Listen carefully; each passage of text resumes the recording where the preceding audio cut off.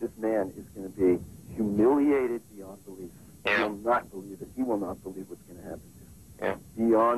Beyond his worst nightmares. Sell one more record. Called this guy is just going to destroy everybody in sight. Any devious, nasty, cruel way that he can do it. And I've given him full authority to do that. It'll be a massacre if I don't get what I want. If I go through with this, I win big time. I will get everything I want, and they will be destroyed forever. They will be destroyed. June is going to lose Jordy. She will have no right to ever see. Ce que vous venez d'entendre là, c'est pas une invention, hein, c'est réel. C'est une conversation de l'époque où un certain Evan Chandler, père de Jordy, qui avait justement construit toute cette machination à l'encontre de Michael Jackson, il élaborait son plan, il est au téléphone avec le second compagnon de son ex, donc June Chandler, au nom de Dave Schwartz. Là, clairement, sans se cacher, le gars, il fait part précisément de ce qu'il veut. Quel est son but? Faire tomber Michael Jackson. Empocher des millions. Comme il n'a pas obtenu ce qu'il voulait, c'est qu'à la base, il voulait que Michael Jackson puisse financer des films que lui devait produire. Il n'a pas voulu et il s'est passé ce que vous connaissez. Il a remué ciel et terre pour qu'il se passe ce qui s'est passé. En lavant le cerveau de son fils, faisant croire des doutes planant sur Michael Jackson.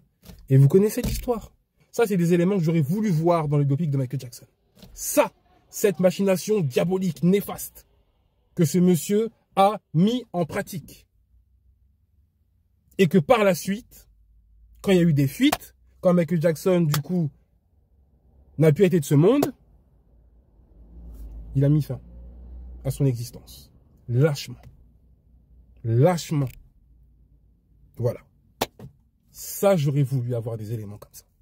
Pas que des choses lisses, montrant Michael Jackson au studio, en train de faire Off the Wall, Thriller, Bad, Dangerous, etc. History, Blood on the Dance Floor, Invincible. Non, pas que. Tout ça, là.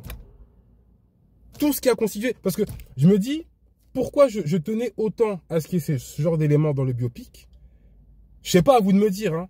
Mais je suis désolé. S'il n'y avait pas eu l'histoire de 93, qui a fait écho et justement donné envie à d'autres escrocs de faire de même en 2005, Michael serait encore parmi nous. Je vous le dis. Du moins, la fin aurait été totalement différente. Parce que ça, c'était le premier coup. 2005, le deuxième coup.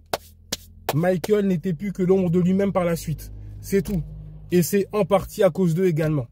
Il y a eu un élément de cause à effet. Il y a eu un avant et un après ces deux procès-là. Je suis désolé. Moi, c'est comme ça que je le prends. Voilà. La fin aurait été différente. Tout simplement.